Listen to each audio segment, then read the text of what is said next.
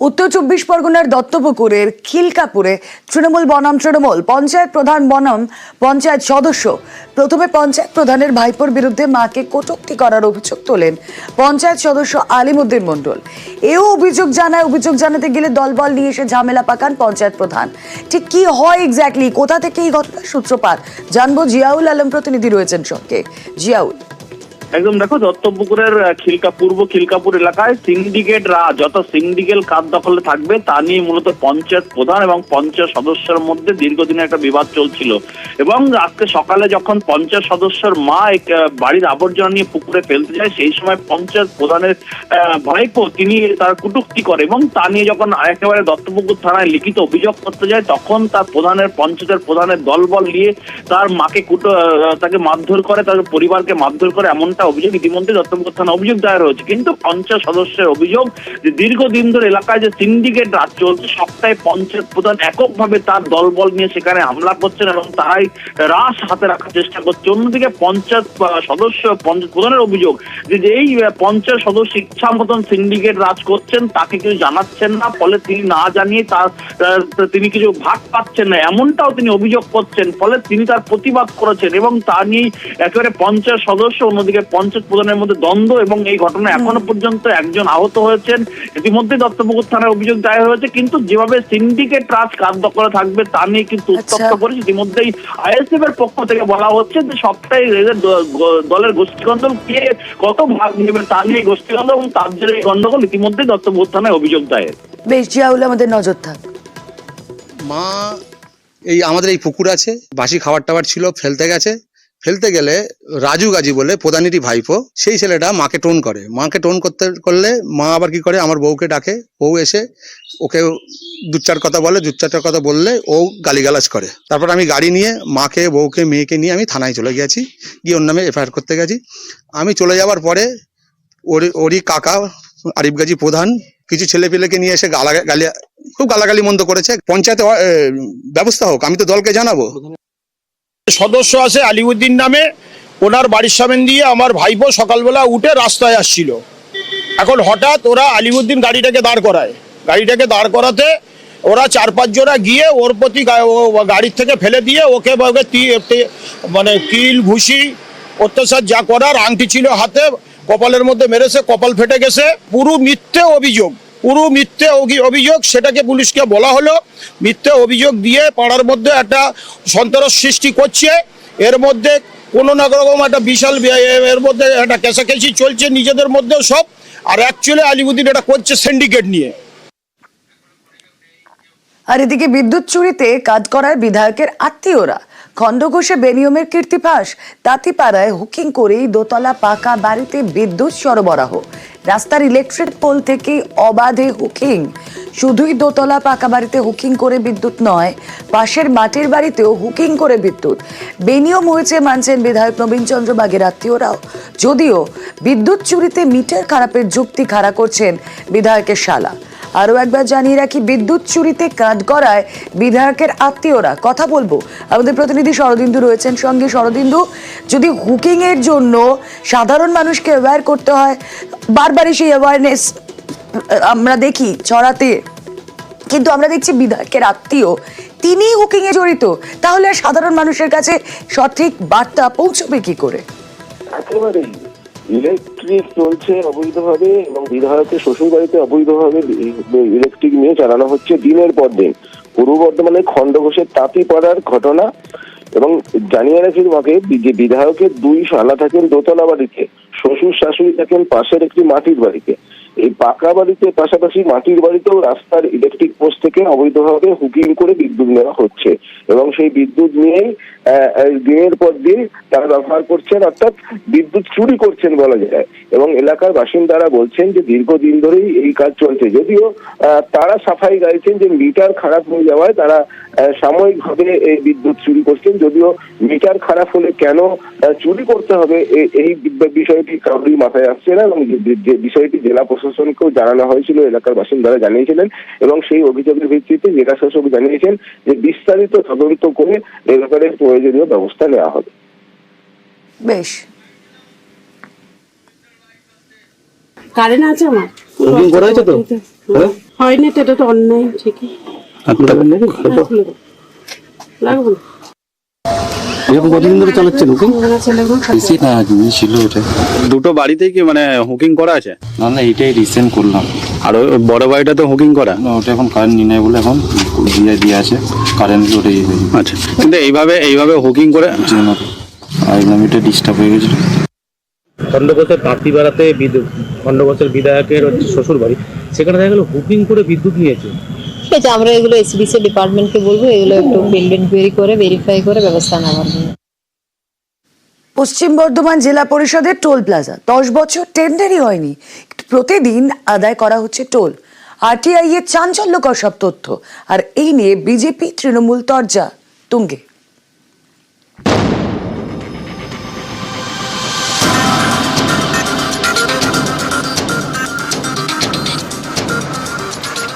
পশ্চিম বর্ধমানের আসানসোলের সালানপুর, কিছুটা এগুলেই পাশের রাজ্য ঝাড়খণ্ড। এমন একটি জায়গায় জেলা পরিষদের টোল প্লাজা, কিন্তু টোল আদায় কারা করবে 2013 পর থেকে তার টেন্ডারই ডাকা হয়নি। যে সংস্থা 2013 সালে শেষবার টেন্ডার পেয়েছিল তারাই এখনো টোল আদায় করে যাচ্ছে, এমন অভিযোগ ছিলই। এ নিয়ে তথ্য জানার অধিকার আইনে আবেদন করেন স্থানীয় বাসিন্দা গোবর্ধন মণ্ডল। তার প্রশ্নের উত্তরে মিলেছে চাঞ্চল্যকর তথ্য। আবেদনকারীর দাবি, আরটিআই করে জানা গিয়েছে 2013 সালের নভেম্বরে শেষবার টোল প্লাজার জন্য টেন্ডার ডাকা হয়। জেলা পরিষদের অ্যাকাউন্টে ঢোকে 22,50,000 টাকা। তারপর থেকে টেন্ডারের কোনো নথিই নেই জেলা পরিষদের কাছে। জেলা পরিষদের অ্যাকাউন্টে টোল বাবদ টাকাও ঢোকেনি। যে টেন্ডার নিয়েছে সে কিন্তু অনেক টাকা বাকি, বারবার নোটিশ করেও আদায় করতে পারেনি, অথচ তার নামেই চলছে। মনে কি ওই টোলটা নেওয়ার কি মানুষের অভাব আছে না কোনো ব্যবসায়ীর অভাব আছে? অথচ কিন্তু সেই ব্যক্তিকেই দিয়ে রেখেছে। এর পিছনে কার স্বার্থ আছে, কার হাত আছে? নিশ্চয় কিছু একটা আছে। টোল ট্যাক্সের কোনো তথ্য ওদের কাছে থাকবে না তো কি ওই অন্য জায়গায় থাকবে? এটা কিরকম জিনিস? যাই হোক, এইভাবে চলছে, ঘুঘুর বাসা আছে এর মধ্যে। 2013 সালে সালানপুর ছিল বর্ধমান জেলার অধীনে। 2017 সালে জেলা ভাগ হয়। সালানপুর এখন পড়ে পশ্চিম বর্ধমান জেলায়। জেলা পরিবর্তন হয়েছে, কিন্তু টোল প্লাজার জন্য আর টেন্ডার ডাকা হয়নি, অথচ প্রতিদিনই টোল আদায় করা হচ্ছে। তাহলে সেই টাকা যাচ্ছে কোথায়? তৃণমূল মানেই হচ্ছে যেটা নিয়ম, সেই নিয়মটাকে না ফলো করা, সেই নিয়মটাকে ভেঙে তার মতো করে চলা, এটাই তো হচ্ছে তৃণমূল। তাই করছে, আপনারা অবাক হচ্ছেন কেন? এটাই চলবে, টেন্ডার হবে না।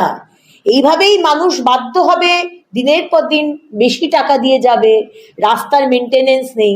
26 অব্দি অপেক্ষা করুন। 10 বছর তো একসঙ্গে থাকে না, 6 মাস যে কোনো দেওয়া যায়। আপনারা জানেন যে গভর্নমেন্ট এখন 60 বছর যদি কেউ রিটায়ার করো তাহলে কিন্তু আমরা এখন নিই, তাকে আমরা 1 বছর বা 6 মাস করে আমরা এক্সটেনশন দিই। আমরা এটা গভর্নমেন্ট নিয়ম করেছে। আমাদের অর্থ মিটিং হয়ে আলোচনা হবে, কিন্তু সব মেম্বার্সরা আবার বলে যে আমরা নতুন টেন্ডার করবো, টেন্ডার হবে। আসানসোল থেকে দীপক শর্মা, নিউজ 18 বাংলা।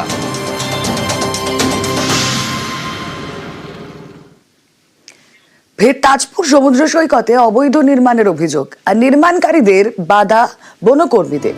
এ নিয়ে ফের সরব অখিলগিরি। প্রাক্তন মন্ত্রীর অভিযোগ, যেখানে নির্মাণ হচ্ছে সেই এলাকা বন দপ্তরের আওতায় নয়। অগস্টে তাজপুর বেআইনি নির্মাণ নিয়ে বন দপ্তরের মহিলা আধিকারিকের সঙ্গে বচসায় জড়ান অখিলগিরি, আপনাদের মনে থাকবে নিশ্চয়ই। সেখানে ফের তাজপুর সমুদ্র সৈকতে অবৈধ নির্মাণের অভিযোগ। ছবি দেখছেন, নির্মাণকারীদের বাধা বনকর্মীদের, আর এই নিয়ে অখিলগিরি ফের সরব। কথা বলবো পঙ্কজ, প্রতিনিধি রয়েছেন সঙ্গে। পঙ্কজ, দেখো রুমেলা, তোমাকে জানিয়ে রাখি, যেখানে তাজপুর পূর্ব জলদা এলাকায়, যেখানে সমুদ্র সৈকতের কাছে যেখানে বন দপ্তরের জায়গা রয়েছে, সেই জায়গায় দোকান, যেখানে অবৈধভাবে দোকান তৈরি করছে, এমনটাই কিন্তু অভিযোগ করছে বন দপ্তরের কর্মী। তারা বারবার বাধা দিলেও কোনো বাধা শুনছে না, এমনটাই দাবি। যেখানে স্থানীয় প্রশাসন এবং এসডিও এবং বিডিও কে জানানো হয়েছে, তারপরেও কিন্তু কোনো কথা শুনছে না, এমনটাই কিন্তু জানাচ্ছেন। যেক্ষেত্রে তুমি জানো যে গত 3রা আগস্ট যেখানে এই জায়গা যেখানে বিতর্ক জায়গা, যেখানে বনপুরের জায়গায় যে দোকান বসানোকে কেন্দ্র করে যেখানে বনকর্মী রেঞ্জার মহিলা অফিসারকে যেখানে কথা বলেছিলেন মন্ত্রী অখিল গিরি, সেক্ষেত্রে কিন্তু তার মন্ত্রিত্ব পদ খোয়াতে হয়েছিল। তারপরে কিন্তু আবারই সেই জায়গায় যেখানে অখিল গিরি বিধায়ক রয়েছে, বিধায়ক যেখানে তিনি বিধায়ক তিনি জানাচ্ছেন যেখানে ওটা বন দপ্তরের জায়গা নয়, ওটা সমুদ্রের জায়গা।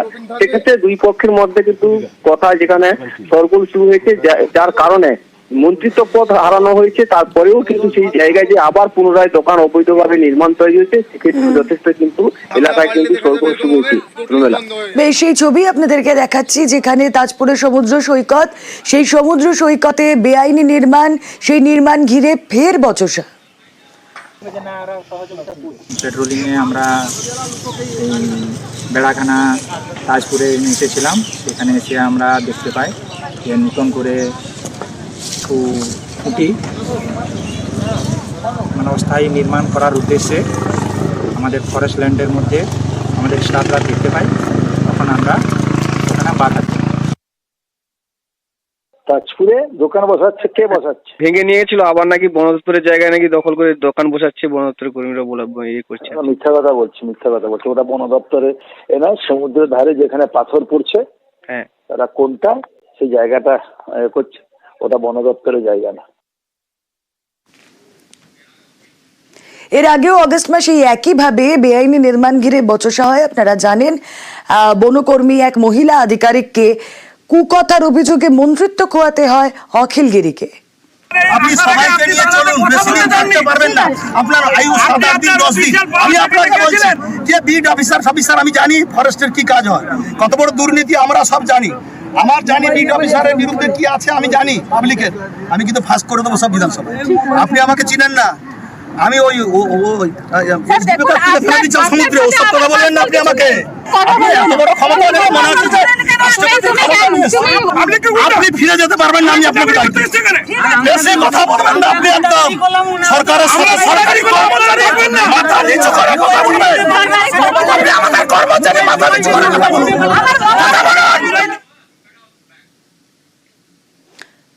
এদিকে সরকারি লাইব্রেরির বেহাল দশা আপনাদের দেখাবো। মগরাহাটের নেত্রায় পাঠাগারের পুতুলের দশা, ভেঙেছে জানলা দরজা, পলেস্তরা খসা ঘরেই থরে থরে দামি বই।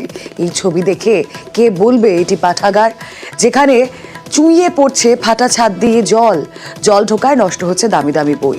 আনিশ প্রতিনিধি রয়েছেন আমাদের সঙ্গে। যে ছবি আমরা দেখছি তা দেখে মনে হচ্ছে না যে এটা সত্যিই কোনো লাইব্রেরি। একেবারে এখন নেত্রার যে গ্রাম্য পাঠাগার রয়েছে তার এমনই বেহাল অবস্থা, যেখানে একেবারে যে ছাদের চাঙড় রয়েছে তা ভেঙে পড়ছে, বইগুলি একেবারে যে জলে নষ্ট হয়ে গেছে এবং যে আসবাবপত্র রয়েছে ভেতরে তাও কিন্তু নষ্ট হয়ে গেছে। সম্প্রতি যেটা আমরা পাইয়ে সূত্রে জানতে পারছি যে মূলত এই গ্রন্থাগারটি 1942 সালে এলাকার মানুষজন তৈরি করে এবং পরবর্তী সময়ে 1982 সালে এটি সরকারি অনুমোদিত হয় এবং তারপর থেকেই এই লাইব্রেরি এলাকার মানুষজন এখানে পড়তে আসছেন এবং এখানে বেশি সংখ্যক পাঠক ছিলেন। কিন্তু 2016 সালে এই লাইব্রেরি যখন যে একজন গ্রন্থাগারিক ছিলেন, লাইব্রেরিয়ান ছিলেন এবং একজন সাইকেল প্রিয়ন ছিলেন, তারা অবসর নেন। তারপর থেকে পুরোপুরি বন্ধ হয়ে যায় এই লাইব্রেরিটি এবং সম্প্রতি 1 মাস আগেই নতুন একজন লাইব্রেরিয়ান এই লাইব্রেরিতে যোগদান করেন এবং তিনি এসে একেবারে হতবাক হয়ে যান, দেখেন যে লাইব্রেরি নয় একেবারে পুরো বাড়ি হয়ে রয়েছে।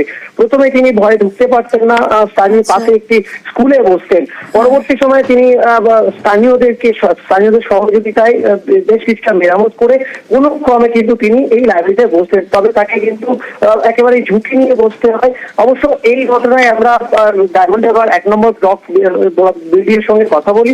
তিনি জানিয়েছেন যে মূলত এই লাইব্রেরি যে সম্প্রতি খোলা হয়েছে তাদের কাছে খবর এসেছে এবং মূলত এই যে নতুন বিল্ডিং এর জন্য অর্থ বরাদ্দ করা হয়েছিল, কিন্তু যেহেতু লাইব্রেরিয়ান ছিল না এবং নতুন কোনো কমিটি ছিল না, তাই সেই বরাদ্দ অর্থ দিয়ে বিল্ডিং বদল হোক, আমাদের অবশ্যই নজর থাকবে। আনিসুদ্দিন, আপাতত ধন্যবাদ। লাইব্রেরির ওপরের ছাদের কন্ডিশনটা খুব খারাপ, এর জন্য বৃষ্টি হলে ঝড় বৃষ্টি হলে জল পড়ে। কন্টিনিউ যে লাইব্রেরির যে চার্জিং ডিসচার্জিং সিস্টেমটা, এটা কন্টিনিউ করাটা সব থেকে বড় প্রবলেম হয়ে গেছে, যেহেতু এখানে দরজা জানলাগুলো একদম ওপেন রয়েছে, ফলে এভাবে রিস্ক থেকে চাঙড় ভেঙে পড়ছে ছাদে। হ্যাঁ, সেটা একটু পড়ে। আপনি বসতে পারেন এখানে? হ্যাঁ, এই জায়গাটা এখন আপাতত বসা যাচ্ছে, বসছি, জানি না কতদিন বসতে পারবো এইভাবে। সম্প্রতি জানতে পারলাম যে ওখানে একটা লাইব্রেরিয়ান নিয়ে হয়েছে। এই জন্য আমরা প্রশাসন থেকে, জেলা প্রশাসন, ব্লক প্রশাসন থেকে উদ্যোগ নিয়ে ওখানে নতুন লাইব্রেরির যে কমিটি সেটা গঠন করছি। অলরেডি ওখানে ফান্ড অ্যালট হয়েছে রিনোভেশনের জন্য, এবং কমিটিটা গঠন হলেই ওখানে কাজ শুরু হবে, যাতে গ্রামের লোক এসে লাইব্রেরিতে পড়াশোনা করতে পারে, সেই যে চেষ্টা আমরা করছি।